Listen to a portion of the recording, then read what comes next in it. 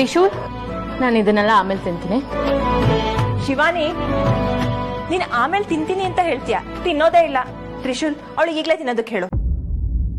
ಹೇಳೋದಲ್ಲ, ನಾನೇ ತಿನ್ನಿಸ್ತೀನಿ ಬಾ.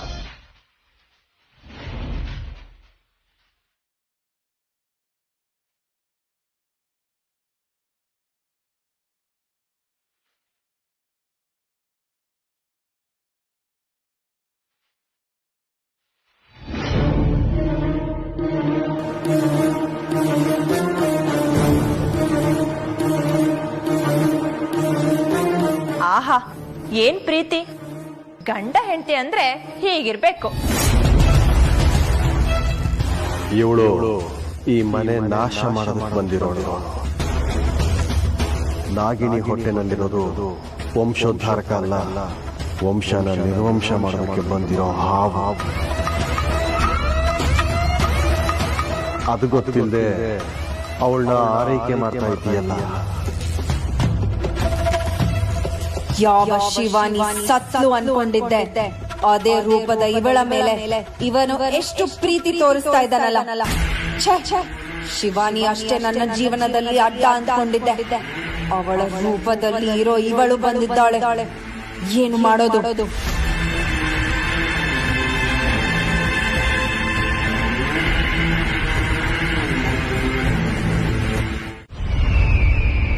ಸರಿ ಸರ್, ಓಕೆ. ದಿಗ್ವಿಜಯ, ನಾವು ಪೂಜೆಗೆ ಹೋಗ್ಬೇಕು ಅಂತ ತೀರ್ಮಾನ ಮಾಡಿದ್ದೀವಿ. ಹೌದು ದಿಗ್ವಿಜಯ, ಕೊಡಚಾದ್ರಿಗಿರಿ ಪರ್ವತದ ಆಚೆ ಇರೋ ನೀಲಾಂಜನ ಬೆಟ್ಟಕ್ಕೆ ಹೋಗ್ಬೇಕು. ಇದ್ದಕ್ಕಿದ್ದ ಹಾಗೆ ಇಷ್ಟು ದೂರ ಹೋಗ್ತಿದ್ದೀರಾ ಅಂತಂದ್ರೆ ಏನೋ ಮುಖ್ಯವಾದ ಕಾರಣನೇ ಇರಬೇಕು ಅಲ್ವಾ? ಹೌದು ದಿಗ್ವಿಜಯ, ಮುಖ್ಯವಾದ ಕಾರಣ ಇದೆ. ಅಂದುಕೊಂಡ ಕಾರ್ಯ ನೆರವೇರಬೇಕು ಅಂದ್ರೆ ಇಂಥ ಪ್ರಯಾಣಗಳು ಅನಿವಾರ್ಯ. ನಾನು ನಾಗಮಣಿಗೋಸ್ಕರ, ಕೃಷ್ಣೆ ಶಾಪ ವಿಮೋಚನೆಗೋಸ್ಕರ, ನೀನು ನಿನ್ನ ಅಸಲಿ ರೂಪ ಬದಲಾಯಿಸ್ಕೊಳ್ಳೋದಕ್ಕೆ ಕಾಯ್ತಾ ಇರೋನು. ನಮ್ಮ ಗುರಿ, ನಮ್ಮ ಕನಸು ನೆರವೇರಿ ನಮ್ಮ ಭವಿಷ್ಯದ ಹಾದಿ ಸರಿ ಹೋಗ್ಬೇಕು ಅಂದ್ರೆ ಇವತ್ತಿನ ಪಯಣ ಅಗತ್ಯ.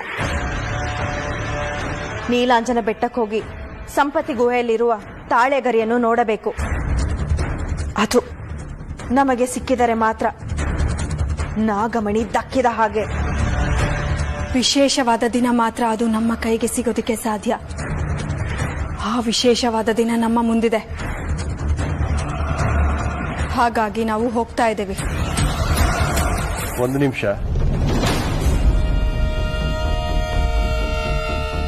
ಇಲ್ಲಿ ನೀವು ಹೊರಟಿದ್ದೀರಾ. ಅಲ್ಲಿ ತಕ್ಷಕ ಗುರುಗಳು ಕೂಡ ನಾಗಮಣಿಯನ್ನ ಪಡೆಯೋ ವಿಧಾನನ ಅಧ್ಯಯನ ಮಾಡೋದಕ್ಕೆ ದೂರ ಹೊರಟಿದ್ದಾರೆ. ಇಲ್ಲಿ ಯಾರೂ ಇರದೇ ಇರುವಾಗ ಏನಾದರೂ ಸಮಸ್ಯೆ ಆದರೆ ಅಘೋರ ಅಮಾವಾಸ್ಯೆ ಒಳಗೆ ಏನ್ ಬೇಕಾದರೂ ಆಗಬಹುದು ಅಂತ ನೀವೇ ಹೇಳಿದ್ದೀರಿ. ಯೋಚನೆ ಬೇಡ ದಿಗ್ವಿಜಯ, ಆದಷ್ಟು ಬೇಗ ನಾವು ಬಂದ್ಬಿಡ್ತೀವಿ. ಆದಷ್ಟು ಬೇಗ ಬನ್ನಿ. ನಾಗಮಣಿಯನ್ನ ಪಡೆಯೋದು ಹೇಗೆ, ಅದನ್ನ ಒಲಿಸ್ಕೊಳ್ಳೋದು ಹೇಗೆ, ಅದಕ್ಕೆ ಮಾಡಬೇಕಾಗಿರೋ ಪೂಜೆಯ ವಿಧಿವಿಧಾನಗಳೇನು, ಕಾಲಾನುಕಾಲದಲ್ಲಿ ನಾಗಮಣಿನ ನಮ್ಮ ಹತ್ರನೇ ಉಳಿಸ್ಕೊಳ್ಳೋದಕ್ಕೆ ಯಾವ ಕ್ರಮನ ಅನುಸರಿಸಬೇಕು ಅನ್ನೋದನ್ನು ವಿವರವಾಗಿ ತಿಳ್ಕೊಂಡು ಬನ್ನಿ. ಆದಷ್ಟು ಬೇಗ ನಾಗಮಣಿ ನನಗೆ ಸಿಗಬೇಕು.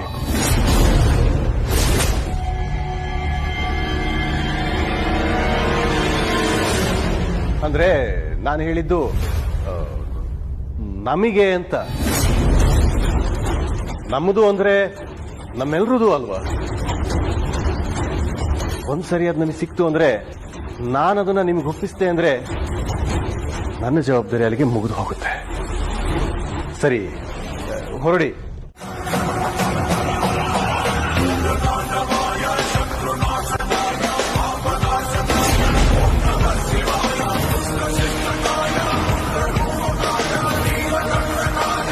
ನೀನ್ ಎಲ್ಬಿಟ್ಯಾ?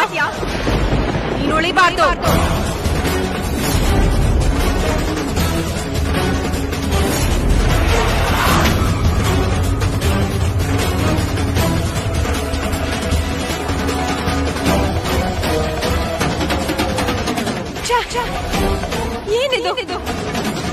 ಮಂತ್ರ ಉಚ್ಚಾರಣೆಗೆ ಯಾವ್ದೋ ಶಕ್ತಿ ಅಡ್ಡ ಆಗ್ತಾ ಇದೆಯಲ್ಲ, ಏನಾಗ್ತಾ ಇದೆ? ಇಲ್ಲ ನಾನು ನಿನ್ನ ಸುಮ್ಮನೆ ಬಿಡಲ್ಲ.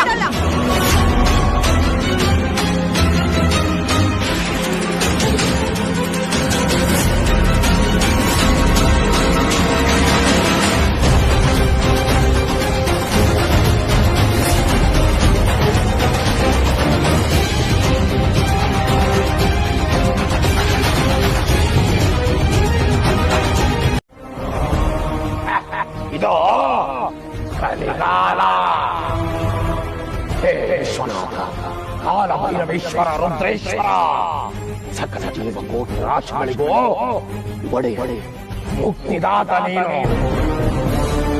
ತಿಳಿಯದಿರುವ ವಿಚಾರ ನನಗಾದ ಹೇಗೆ ತಿಳಿದೀತು? ಇವನು ನಿನ್ನಂಶದ ಸಂಭೂತ. ಇವನಿಗೆ ಬಂದೊದಗಿರುವ ಅಪಾಯವಾಗುವುದು ಇದನ್ನು ತಿಳಿಸಲು ನನಗೆ ಅಪ್ಪಣೆಯೇ? ಕಾಲ ಭೈರವೇಶ್ವರ, ನಿನ್ನ ಮತಿಯಲ್ಲಿರುವುದನ್ನ ಈ ದಾಸನ ಚಿತ್ತಕ್ಕೆ ತುಂಬು. ಯಾಕೆ ಮೌನ? ಸ್ವಾಮಿಗಳೇ, ನಾನು ಆತಂಕದಲ್ಲಿದ್ದೀನಿ. ಮುಂದೆ ಏನಾಗುತ್ತೋ ಅನ್ನೋ ಭಯದಲ್ಲಿದ್ದೀನಿ ಸ್ವಾಮಿಗಳೇ. ಸ್ವಾಮಿಗಳೇ, ದಯವಿಟ್ಟು ಮುಂದೆ ಏನಾಗತ್ತೆ ಅಂತ ಹೇಳಿ ಸ್ವಾಮಿಗಳೇ. ನನಗೆ ಗೊತ್ತಾಗಬೇಕು, ಹೇಳಿ. ಎಲ್ಲವೂ ಗೊತ್ತಾಗಬೇಕೆಂಬುದು ನಿನ್ನ ಬಯಕೆ. ಆದರೆ ಎಲ್ಲವನ್ನೂ ಹೇಳುವುದು ನನ್ನ ಕಾಯಕವಲ್ಲ. ಅವನ ಅಪ್ಪಣೆ ಇಲ್ಲದೆ ಮನಸ್ಸಲ್ಲಿರುವುದು ಮಾತಾಗಲಾರದು ಭೋಲೆನಾಥ. ಕಳೆದು ಹೋಗಿರುವ ನಿನ್ನನ್ನು ನೀನೇ ಹುಡುಕುವುದು ಕಾಯಕ. ಆ ಕಾಯಕವಾಗದಿದ್ದರೆ ನಿನ್ನ ಬದುಕು ವ್ಯರ್ಥ. ಆಯ್ತು ಸ್ವಾಮಿಗಳೇ, ಎಲ್ಲ ಹೇಳಕ್ಕಾಗಲ್ಲ, ನನಗೆ ಗೊತ್ತಾಗತ್ತೆ. ಆದ್ರೆ ದಾರಿ ಗೊತ್ತಲ್ಲ, ನನಗೆ ಆ ದಾರಿ ತೋರಿಸ್ಬೋದಲ್ಲ?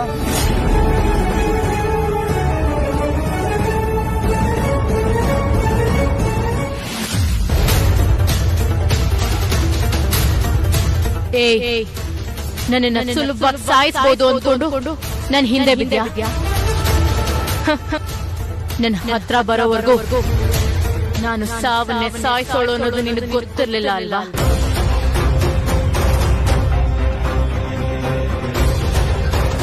ಇದ್ದಕ್ಕಿದ್ದಾಗೆ ನೀನ್ ಯಾಕೆ ನನ್ನ ಹತ್ರ ಬಂದೆ? ಯಾರು ನಿನ್ನ ನನ್ನ ಹತ್ರ ಕಳಿಸಿದವರು?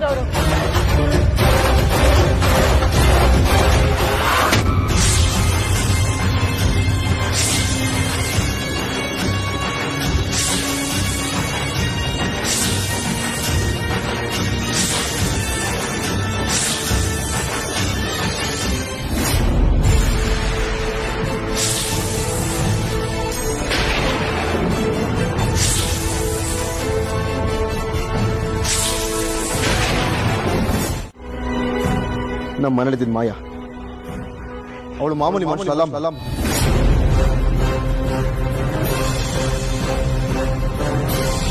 ಏನ್ ಹೇಳ್ತಿದ್ಯಾ? ಹೌದು, ಈ ಮನೆ ನಾಶ ಮಾಡಬೇಕು ಅಂತಾನೆ ಬಂದಿರೋಳು ಅವಳು. ದೊಡ್ಡ ಫ್ರಾಡ್ ಅವಳು. ವಿಷಯ ಏನು ಅಂತ ಸರಿಯಾಗಿ ಹೇಳು. ಅವಳು ನನ್ನ ಶಿವಾನಿನ ಸಾಯ್ಸಕ್ ನೋಡಿದ್ಲು.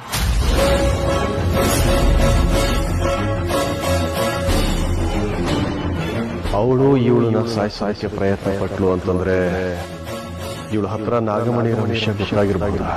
ಇವತ್ತು ನಾನು ಹೋಗೋದೇನಾದ್ರೂ ಒಂದು ಸ್ವಲ್ಪ ಲೇಟ್ ಆಗಿದ್ರು ನನ್ನ ಶಿವಾನಿ ನಾನು ಕಳ್ಕೊಂಡ್ಬಿಡ್ತಾ ಇದ್ದೆ. ಏನು ಹೇಳ್ತಾ ಇದ್ಯಾ? ಅವಳು ಇವಳನ್ನ ಸಾಯಿಸೋಲ್ಲ? ಏನಾಯ್ತು ಗೊತ್ತಿಲ್ಲ. ನಾನು ಹೋಗೋಷ್ಟೊತ್ತಿಗೆ ಅವಳು ಶಿವಾನಿನ ಮಗುನ ಇಬ್ಬರನ್ನು ಸಾಯಿಸೋ ಪ್ರಯತ್ನ ಮಾಡ್ತಾ ಇದ್ದೆ. ದೇವ್ರ ದೊಡ್ಡ, ಹಂಗಾಗಿ ಶಿವಾನಿ ಉಳ್ಕೊಂಡೆ. ಅಲ್ವೋ, ಅವಳಿಗೆ ಯಾಕೆ ಇವಳ ಮೇಲೆ ಅಷ್ಟೊಂದು ದ್ವೇಷ? ಅಂತದ್ ಏನಾಯ್ತೋ? ಏನಾಯ್ತಮ್ಮ ಶಿವಾನಿ?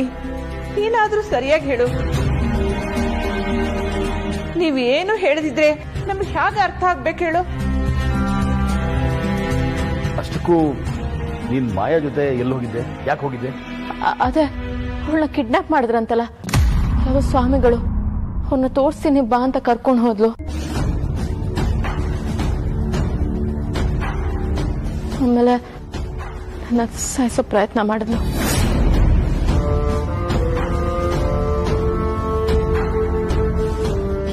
ಮಾತಾಡ್ತಾ ಇದ್ಲು. ಅವಳ ಮಾತುಗಳೇ ನನಗೆ ಸರಿಯಾಗಿ ಅರ್ಥ ಆಗ್ಲಿಲ್ಲ.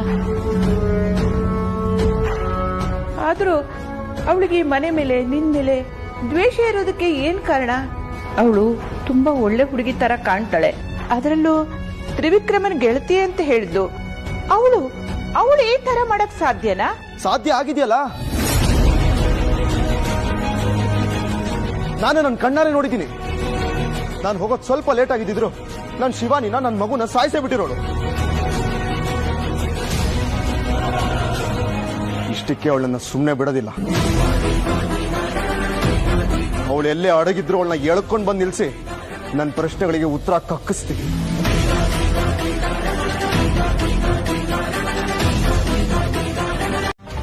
ಅವತ್ತು ನನ್ನ ಅಪಹರಣ ಮಾಡಿದ್ರಲ್ಲ ಆ ಕೆಟ್ಟ ಸ್ವಾಮಿ ನನ್ಗೆ ಹೊರಗಡೆ ಸಿಕ್ಕಿದ್ರು. ಅವ್ರು ನನ್ಗೆ ಮಾಟ ಮಂತ್ರ ಮಾಡಿ ನನ್ ಪ್ರಜ್ಞೆ ತಪ್ಪ ಹೋಗಿ ಮಾಡಿದ್ರು. ಆಗ ಅವ್ರು ನನ್ ರೂಪ ತಗೊಂಡು ಹೊರಟ್ರು. ನನ್ಗೆ ತುಂಬಾ ಭಯ ಆಯ್ತು. ಅಲ್ಲಿಂದ ತಪ್ಪಿಸ್ಕೊಂಡು ಓಡೋದೆ. ದಾರಿ ತಪ್ತು, ಅದಕ್ಕೆ ತಡ ಆಯ್ತು. ಏಯ್, ನಾಟಕ ಮಾಡ್ಬೇಡ. ನೋಡ್ ಶಿವಾನಿ, ಮತ್ತೆ ನಾಟಕ ಮಾಡ್ತಾಳೆ. ಹೌದು, ನಾಟಕ ಮಾಡ್ತಾ ಇದೀಯ ನೀನು. ನನಗ್ ಗೊತ್ತು, ನೀನೇ ಬಂದಿದ್ದು, ನೀನೇ ನನ್ನ ಕರ್ಕೊಂಡು ಹೋಗಿದ್ದು. ಇಲ್ಲ ಶಿವಾನಿ, ನನ್ ಮನೆಗೆ ಬಂದಿಲ್ಲ. ನಾನು ಅಪಹರಿಸಿದ್ರಲ್ಲ ಆ ಕೆಟ್ಟ ಸ್ವಾಮಿ ನನ್ ರೂಪದಲ್ಲಿ ಬಂದು ನಿನ್ನ ಕರ್ಕೊಂಡು ಹೋಗಿರ್ಬೋದಲ್ಲ. ಆಮೇಲೆ ಅವ್ರು ಏನ್ ಹೇಳ್ತಾ ಇದ್ರು ಗೊತ್ತಾ? ಯಾವ್ದೋ ಒಂದು ಪೂಜೆ ಇದೆಯಂತೆ, ಅದಕ್ಕೆ ಗರ್ಭಿಣಿ ಹೆಂಗ್ಸ್ನ ಬಲಿ ಕೊಡ್ಬೇಕಂತೆ.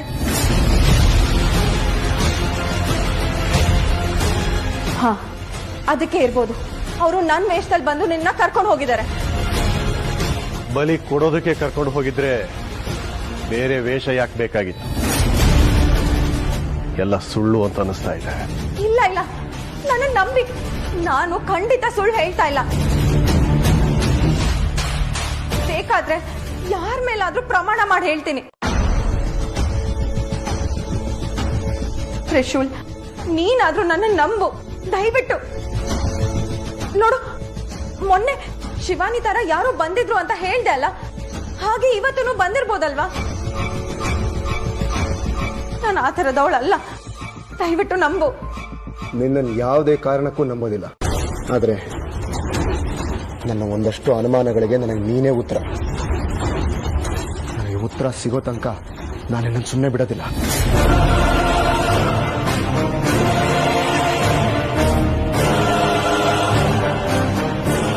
ನೋಡಿ, ನಾನು ಬರೋ ತನಕ ಇವಳನ್ನ ಮನೆಯಿಂದ ಎಲ್ಲೋ ಆಚೆ ಹೋಗೋದಕ್ಕೆ ಬಿಡಬೇಡಿ.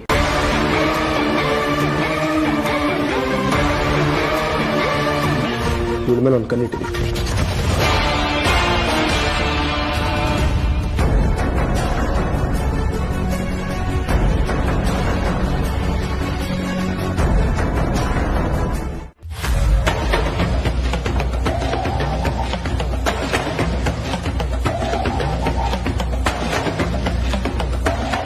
ಕೃಷ್ಣೆ, ಇದೆ ಸಂಪಾತಿ ಗುಹೆ.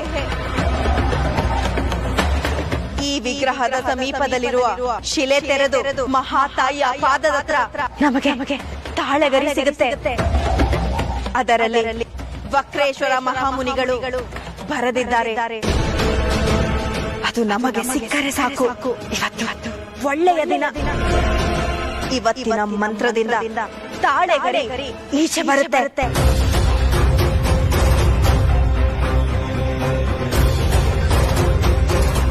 ಓಂ ಪಾತಾಳ ಭೈರವೇ ನಮಃ. ಓಂ ರಾಕ್ಷಸಪುರೇಶ್ವರೇ ನಮಃ. ಓಂ ಅಸುರಕುಲೇಶ್ವರೇ ನಮಃ. ಓಂ ಸರ್ವದುಷ್ಟಪ್ರದಾಯೇ ನಮಃ.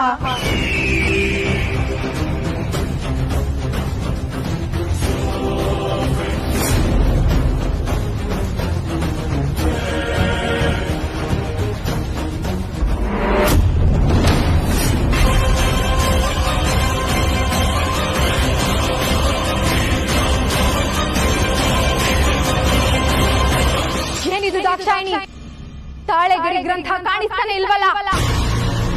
ನಮಗಿಂತ ಮುಂಚೆ ಯಾರೋ ಬಂದು ತೆಗೆದುಕೊಂಡು ಹೋಗಿದ್ದಾರೆ ಅಂತ ಅನಿಸ್ತಾ ಇದೆ. ಹಾಗಾದ್ರೆ ಇಲ್ಲಿಂದ ತಾಳೆಗರಿಯನ್ನು ತೆಗೆದುಕೊಂಡು ಹೋದವರು ಯಾರು?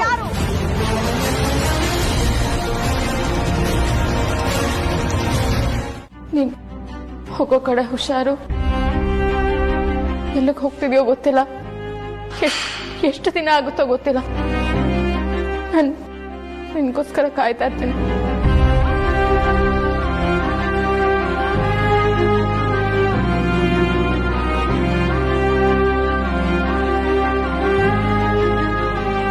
ತ್ರಿಶೂಲ್ ಎಲ್ಲಿಗಾದ್ರೂ ಹೋಗ್ತಾ ಇದ್ದಾನ? ತ್ರಿಶೂಲ್ ಎಲ್ಲಿ ಹೋಗ್ತಾ ಇದೆಯಾ? ನಾನೆಲ್ಲೋ ಹೊರಡ್ತಾ ಇದ್ದೀನಿ. ಸ್ವಲ್ಪ ದಿನದ ಮಟ್ಟಿಗೆ ನಾನು ಇಲ್ಲಿ ಇರಲ್ಲ. ನನ್ನ ಎಲ್ಲಾ ಸಮಸ್ಯೆಗೆ ಪರಿಹಾರ ಹುಡುಕೋದಕ್ಕೆ ಹೊರಡ್ತಾ ಇದ್ದೀನಿ. ನಾನು ಬರೋವರೆಗೂ ನೀನು ಇಲ್ಲೇ ಇರ್ತೀಯ ಅಂತ ಅನ್ಕೊಳ್ತೀನಿ. ಶಿವಾನಿಗೆ ಏನ್ ತೊಂದರೆ ಆದ್ರೂ ಅದಕ್ಕೆ ನೀನೇ ಕಾರಣ ಅಂತ ನಾನು ಅನ್ಕೋತೀನಿ.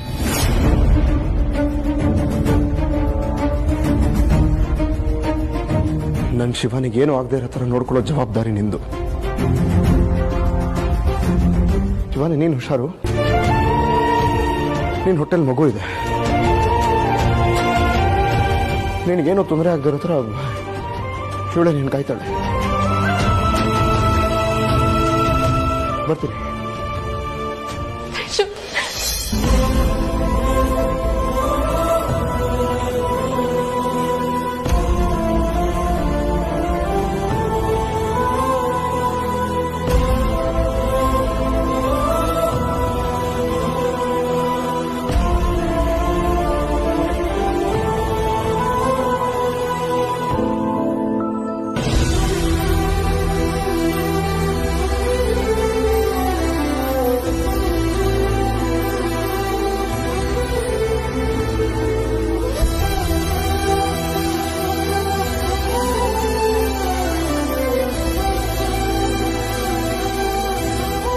ಜೋಪಾನ.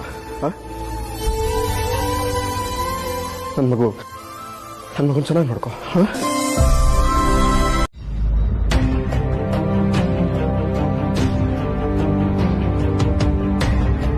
ಯಾಕೆ ಮನ್ಸಿಗೆ ಎಷ್ಟು ಕಳವಳ, ಯಾಕೆ ಇಷ್ಟೊಂದು ಒತ್ತಾಟ ಆಗ್ತಾ ಇದೆ? ಅವನ್ ಮನೇಲಿ ಇಲ್ದೇ ಇರೋದಕ್ಕೂ ನನ್ನ ಮನ್ಸು ಖಾಲಿ ಖಾಲಿ ಅಂತ ಯಾಕೆ ಅನ್ಸ್ತಾ ಇದೆ? ಎಲ್ಲಿಗೆ ಹೋಗಿರ್ಬೋದು ಅವನು? ಅವನು ಹೋಗ್ತೀನಿ ಅಂದಾಗ ನಾನು ಅವನ ಜೊತೆ ಬರ್ತೀನಿ ಅಂತ ಹೇಳಿದ್ರು ಬೇಡ ಅಂದ.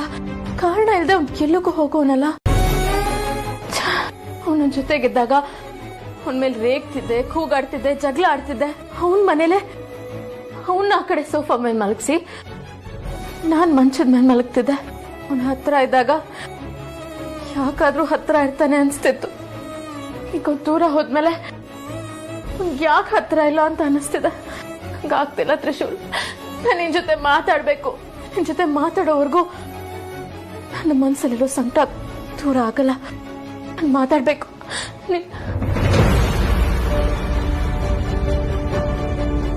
ಈ ಸಮಯದಲ್ಲಿ ಈ ನಂಬರ್ ಅನ್ನು ಸಂಪರ್ಕಿಸಲು ಸಾಧ್ಯವಿಲ್ಲ. ಯಾಕೆ ನೋಟ್ ರೀಚಬಲ್ ಬರ್ತಿದೆ? ಯಾಕೆ ಹೋಗಿರ್ಬೋದು ಅವನು? ಒಂದ್ಸತಿ ನನ್ನ ಫೋನ್ ಎತ್ತಿ ಶಿವಾನಿ ಹೇಗಿದ್ಯಾ, ಊಟ ಮಾಡಿದ್ಯಾ, ನಿದ್ದೆ ಮಾಡಿದ್ಯಾ ಅಂತ ಕೇಳಿದಿದ್ರೆ ಮನ್ಸಂಗ್ ನೆಮ್ಮದಿ ಆಗ್ತಿತ್ತು. ಎಲ್ಲಿ ಹೋಗಿರ್ಬೋದು ಅವನು? ದೇವ್ರೆ, ತ್ರಿಶೂಲ್ಗೇನು ಆಗದೆ ಇರ್ಲಪ್ಪ. ಆದಷ್ಟು ಬೇಗ ಅವ್ನು ವಾಪಸ್ ನನ್ನ ಹತ್ರ ಬಂದ್ಬಿಡ್ಲಿ ದೇವ್ರೆ.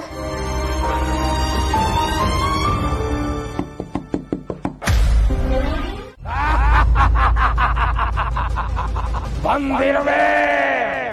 24 ಸಂವತ್ಸರಗಳಿಂದ ನಿನ್ನ ಲೋಕ ಕಾದಗಳಿಗೆ ಸಾಕ್ಷಿಯಾಗಲು ಬಂದಿರುವೆ.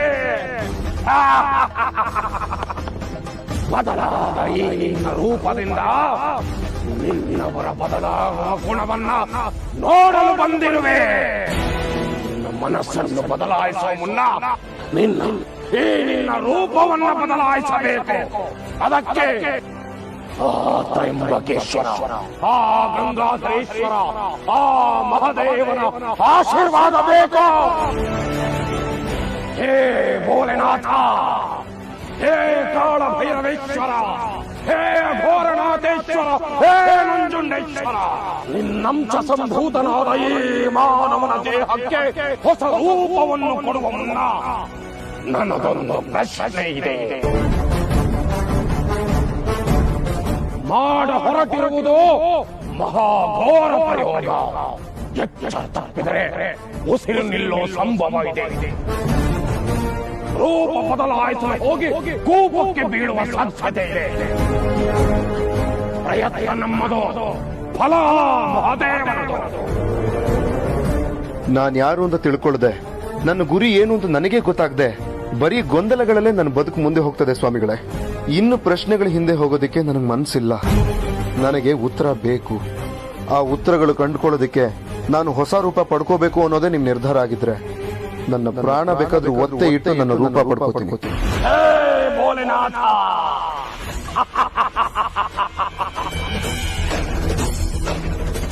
ನಂಸ ಸಂಭೂತನಾದ ಇವನ ಅಳಿವು ಉಳಿವು ಈಗ ನಿನ್ನ ಕೈಯಲ್ಲಿದೆ. ಬದಲಾಯಿಸು ಹೇ ಮಹೇಶ್ವರ, ಇವನ ರೂಪವನ್ನು ಬದಲಾಯಿಸು. ಯಾವ ರೂಪ ಇವನ ಜನ್ಮ ರಹಸ್ಯವನ್ನು ತಿಳಿಸುತ್ತದೋ, ಯಾವ ರೂಪ ಇವನ ಪೂರ್ವ ಕಥೆಯನ್ನು ನೆನಪಿಗೆ ತರಿಸುತ್ತದೋ ಆ ರೂಪವನ್ನು ಬದಲಾಯಿಸು ತಂದೆ. ಹೇ ಮಹೇಶ್ವರ, ಜೈ ಭೋಲೆನಾಥ. ಓಂ ಶಿವಾಯ ನಮಃ, ಓಂ ಹರಾಯ ನಮಃ, ಓಂ ನೀಲಕಂಠಾಯ ನಮಃ, ಓಂ ತ್ರಿನೇತ್ರಾಯ ನಮಃ, ಓಂ ಮಹದೇವಾಯ ನಮಃ, ಓಂ ಶಿವಾಯ ನಮಃ, ಓಂ ಹರಾಯ ನಮಃ.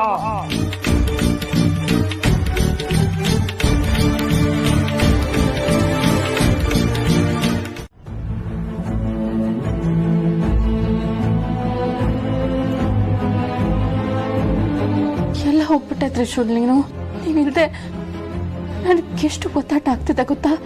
ಏನೋ ತಳಮಳ, ಏನೋ ನೋವು, ಸಂಕಟ. ನಾನು ನಿನಗೆ ಮಾತು ಕೊಟ್ಟಿದ್ದು ನೆನಪಿದೆ ತಾನೆ? ಸಾವಾದ್ರೂ ಬದುಕಾದ್ರೂ ಅದು ನಿನ್ ಜೊತೆ ಮಾತ್ರ ತ್ರಿಶೂಲ್. ಯಾಕೆ ತ್ರಿಶೂಲ್, ಯಾಕೆ ನನ್ನ ಬಿಟ್ಟು ಹೋದೆ? ಹೀಗ್ ನೋಡು ನನ್ಗೆಷ್ಟು ನೋವಾಗ್ತಿದೆ ಅಂತ, ಎಷ್ಟು ಸಂಕಟ ಪಡ್ತಾ ಇದೀನಿ ಅಂತ ನೋಡು. ಎಲ್ಲಿದ್ಯಾ ತ್ರಿಶೂಲ್? ದಯವಿಟ್ಟು ಬೇಗ ಬಂದ್ಬಿಡು ತ್ರಿಶೂಲ್. ನನ್ನ ಕೈಲಿನ ಕಾಯಕ್ಕಾಗಲ್ಲ, ನನ್ನ ಕಾಯಿಸ್ಬೇಡ ತ್ರಿಶೂಲ್, ಬಂದ್ಬಿಡು. ಇದ್ರ ಮಧ್ಯೆ ಆ ಮಾಯ ಬೇರೆ ಪದೇ ಪದೇ ಬಂದು ತ್ರಿಶೂಲ್ ಎಲ್ಲಿ, ನಿನಗೆ ಹೇಳಿ ಹೋಗಿಲ್ವಾ ಅಂತ ಕೇಳಿದ್ದನ್ನ ಕೇಳ್ತಾಳೆ. ಆಗ್ತಲ್ಲ ತ್ರಿಶೂಲ್, ತುಂಬಾ ಹಿಂಸೆ ಆಗ್ತದೆ. ಕೊನೆ ಪಕ್ಷ ಒಂದೇ ಒಂದು ಫೋನ್ ಆದ್ರೂ ಮಾಡಿ ಮಾತಾಡು ತ್ರಿಶೂಲ್. ನಾನ್ ಫೋನ್ ಮಾಡಿದ್ರು ನಾಟ್ ರೀಚಬಲ್ ಅಂತ ಬರ್ತಾ ಇದೆ. ಎಲ್ಲ ಹೋಗಿದ್ಯಾ ನೀನು? ಬೇಗ ಬಂದ್ಬಿಡು, ನನ್ ಕೈಲಿ ಕಾಯಕ್ ಆಗ್ತಿಲ್ಲ. ಬೇಗ ಬಾ ತ್ರಿಶೂಲ್. ಸಾಕಪ್ಪ ಸಾಕು, ಈ ಬದುಕು ನಮಗೆ ಬೇಡ. ಅಲ್ಲಮ್ಮ ಶೈಲು, ಮುಖಕ್ಕೆ ಬಣ್ಣ ಬೆಳ್ಕೊಂಡು ಸ್ಟೇಜ್ ಮೇಲೆ ನಾಟಕ ಮಾಡೋದು ದೊಡ್ಡ ವಿಷಯ ಅನ್ಕೊಂಡಿದ್ದೆ. ಈಗ ನನಗೆ ಅರ್ಥ ಆಗ್ತಾ ಇದೆ, ಅದು ಬಹಳ ಸುಲಭ. ಬದುಕಲ್ಲಿ ನಾಟಕ ಮಾಡ್ಕೊಂಡು ಅದನ್ನೇ ನಿಜ ಅಂತ ಎಲ್ಲರನ್ನು ನಂಬಿಸಿ ನಾವು ನಂಬ್ಕೊಂಡು ಬದುಕೋದಿದೆಯಲ್ಲ, ಇದು ತುಂಬಾ ಕಷ್ಟ ಕಣಮ್ಮ. ಬೇಡಮ್ಮ, ಇಂಥ ಬದುಕು ನಮಗೆ ಬೇಡ. ಇಲ್ಲಿಂದ ಹೊರಟು ಬಿಡೋಣ. ಅತ್ತ ದರಿ ಇತ್ತ ಪುಲಿ ಅಂತ ಜಾಗದಲ್ಲಿ ಇದ್ದೀವಮ್ಮ ನಾವು. ಏನ್ ಮಾಡ್ಬೇಕು ಅಂತಾನೆ ಗೊತ್ತಾಗ್ತಾ ಇಲ್ಲ. ಈಗ ಯಾಕಿಂತ ಮಾತಾಡ್ತಾ ಇದ್ದೀರಾ? ಈಗ ಮಾತಾಡದೆ ಇದ್ರೆ ಮುಂದೆ ಮಾತಾಡಕ್ಕೆ ನಾವೇ ಇರಲ್ವಲ್ಲಮ್ಮ. ಅವತ್ತು ನಮ್ಮಿಬ್ಬರನ್ನು ಕಿಡ್ನಾಪ್ ಮಾಡಿ ಕಂಬಕ್ಕೆ ಕಟ್ಟಾಕಿ ನಿನ್ನನ್ನು ಕರೆಸಿ ನಿನಗೆ ತೊಂದರೆ ಕೊಟ್ರು, ನಿನ್ನನ್ನ ಕೊಲ್ಲೋ ಪ್ರಯತ್ನನೂ ಮಾಡಿದ್ರು. ಈಗ ಆ ಹುಡುಗ ಬೇರೆ ಕಾಣಿಸ್ತಾ ಇಲ್ಲ. ಹಾ, ಬಂದಾಗ ಇದು ಅರಮನೆ ಅನ್ಕೊಂಡ್ ಬಂದ್ವಿ, ನೋಡಿದ್ರೆ ಇದು ಬೂತ್ ಬಂಗ್ಲೆ ತರ ಆಗ್ತಾ ಇದೆ. ಒಬ್ರು ಆದ್ಮೇಲೆ ಒಬ್ರು ಕಾಣೆ ಆಗ್ತಾ ಇದಾರೆ. ನಮ್ ಸರ್ದಿ ಬರಕ್ಕಿಂತ ಮುಂಚೆ ನಾವಿಲ್ಲಿಂದ ತಪ್ಸ್ಕೊಂಡ್ರೆ ಒಳ್ಳೇದಲ್ಲಮ್ಮ. ಹಾಗಂತ ಓಡ್ ಹೋಗ್ಬೇಕು ಅಂತನಾ?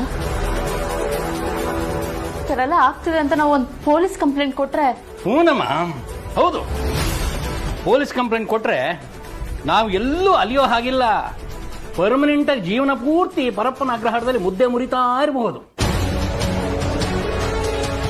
ಏನ್ ಹೇಳ್ತಾ ಇದ್ದೀರಾ ಮಾವ? ಏನಮ್ಮ ಮತ್ತೆ ಏನ್ ಹುಡುಗಾಟ ಆಡ್ತಾ ಇದ್ಯಾ? ಪೊಲೀಸ್ ಕಂಪ್ಲೇಂಟ್ ಕೊಟ್ರೆ ಮೊದಲು ನಮ್ಮನ್ನ ಹೇಳ್ಕೊಂಡು ಹೋಗಿ ಜೈಲ್ಗೆ ಹಾಕ್ತಾರೆ. ಅಲ್ಲ, ನಾಟಕ ಮಾಡ್ಕೊಂಡು ಈ ಮನೆಗೆ ಬಂದು ಸೇರ್ಕೊಂಡಿರೋ ನಾವು ನಿಮ್ಮಿಂದನೇ ಹೀಗಾಗಿದೆ ಅಂತ ನಮ್ಮನ್ನ ಹೇಳ್ಕೊಂಡೋಗಿ ಚೆನ್ನಾಗಿ ರುಬ್ತಾರೆ. ಅಲ್ಲಮ್ಮ, ಅವನ ಹೆಂಡತಿಯಾಗಿ ಆಕ್ಟ್ ಮಾಡು ಅಂದ ಮಾತ್ರಕ್ಕೆ ನಿಜವಾಗ್ಲೂ ಅವನ ಹೆಂಡತಿ ಅನ್ಕೊಂಡ್ಬಿಟ್ಟಿದೀಯಾ? ಏನೋ ನಾಟಕ ತರ ತಾಳಿ ಕಟ್ಟಿದಾನಷ್ಟೇ, ಅದೇ ನಿಜ ಅಲ್ಲ. ನೋಡಮ್ಮ, ಇಲ್ಲಿ ಏನನ್ನೂ ನಂಬಕ್ಕಾಗ್ತಿಲ್ಲ, ಯಾರನ್ನೂ ನಂಬಕ್ಕಾಗಲ್ಲ. ನಮ್ಮ ಮಾತು ಕೇಳಮ್ಮ, ಇಲ್ಲಿದ್ರೆ ನಮ್ಮ ಪ್ರಾಣಕ್ಕೆ ಅಪಾಯ. ಇಲ್ಲ, ನಾನು ಎಲ್ಗೂ ಬರಲ್ಲ. ಅಯ್ಯೋ, ಇದು ಕೆಟ್ಟ ಕಾಲ ಕಣಮ್ಮ, ಹಠ ಒಳ್ಳೇದಲ್ಲ. ನೋಡಿ, ನೀವಿಬ್ರು ಬೇಕಾದ್ರೆ ಹೊರಡ್ಬೋದು, ನಾನು ಎಲ್ಗೂ ಬರೋದಿಲ್ಲ, ಇಲ್ಲೇ ಇರ್ತೀನಿ. ಏನ್ ಹೇಳ್ತಾ ಇದೀಯಮ್ಮ? ಅವನ್ ಯಾವನಿಗೋಸ್ಕರನೋ ನಿನ್ ಜೀವ ಯಾಕೆ ಪಣ ಇಡ್ತಾ ಇದೀಯಾ? ಅವನು ಯಾವನೋ ಅಲ್ಲ, ಅವನು ನನ್ನ ಗಂಡ. ನೀವ್ ಬೇಕಾದ್ರೆ ಹೊರಡಿ, ನಾನು ಬದುಕಬೇಕಾಗಿರೋದು ನನ್ನ ಗಂಡನಿಗೋಸ್ಕರ. ಶೈಲು,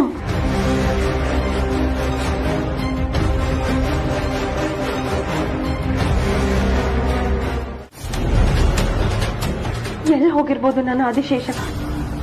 ನಾನಿಲ್ಲಿ ಬಂದಿರೋದು ಬರೀ ನಾಗ್ಲೋಕದ ಜವಾಬ್ದಾರಿ ಹೊತ್ಕೊಂಡಲ್ಲ, ಇಲ್ಲಿ ನನ್ನ ಜನ್ಮ ಜನ್ಮಾಂತರದ ಗುರಿ ಇದೆ.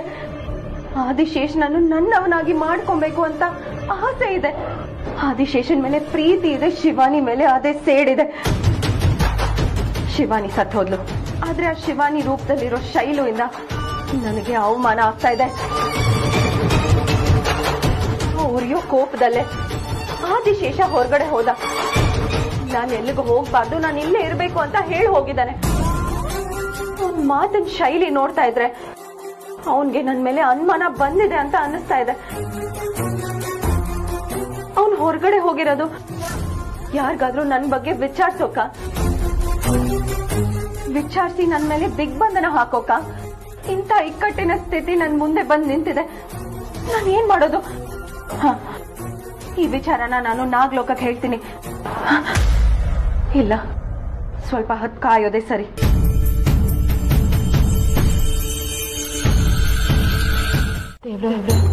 ನೋಡ್ತಾ ಇದೆಯಾ ತಾನೆ ಈ ಮನೆಯವ್ರ ನಿನ್ ಕಣ್ಣಕ್ಕೆ ಕಾಣಿಸ್ತಾ ಅಲ್ವಾ? ನನ್ ಕಣ್ಣೀರು ನೀನು ಕಾಣಿಸ್ತಿಲ್ವಾ? ನನ್ ಕಣ್ಣೀರು ನಿನ್ನ ಕಲ್ಲು ಹೃದಯದ ಮೇಲೆ ಬಿದ್ದು ಆವಿಯಾಗಿ ಹೋಗ್ತಾ ಇದೆಯಾ? ವಿಶ್ವಲಮ್ಮಂದಿರು, ಅಜ್ಜಿ, ನಾನು, ಮನೆಯವರೆಲ್ಲ ನೋವು ತುಂಬ್ತಾ ಇದೀವಿ ಅಲ್ವಾ? ಈ ನೋವುಗೊಂದು ಕೊನೆನೇ ಇಲ್ವಾ? ಹಾಗೆಂತ ಪರೀಕ್ಷೆ ಕೊಡ್ತಾ ಇದೆಯಾ? ಇಷ್ಟಕ್ಕೂ ನಿನ್ನ ಉದ್ದೇಶ ಆದ್ರೂ ಏನು? ಎಲ್ಲಾನು ಸರಿ ಮಾಡೋಕೆ ಈ ಸಮಸ್ಯೆನ, ಅಥವಾ ಸರಿ ಹೋಗ್ತಾ ಇರೋದನ್ನ ತಪ್ಪಿಸೋಕೆ ಅಂತ ಈ ಸಮಸ್ಯೆನ? ದೇವ್ರ ಮುಂದೆ ಕೂತ್ಕೊಂಡು ಬೇಡಿದ ತಕ್ಷಣ ಈ ಮನೆಯವ್ರಿಗೆ ನಿನ್ ಮೇಲೆ ಪ್ರೀತಿ ಕಾಳಜಿ ಜಾಸ್ತಿ ಆಗ್ಬೋದು. ಆದ್ರಿಂದ ನನ್ನ ಆದಿಶೇಷ ನಿನ್ಗೆ ಸಿಗಲ್ಲ. ಅವನು ನನ್ನ ಸ್ವತ್ತು. ಎಲ್ಲೋ ಇದ್ದೋಳನ್ನ ಇಲ್ಲಕ್ಕೆ ಕರ್ಕೊಂಡ್ ಬಂದ್ಬಿಟ್ಟೆ.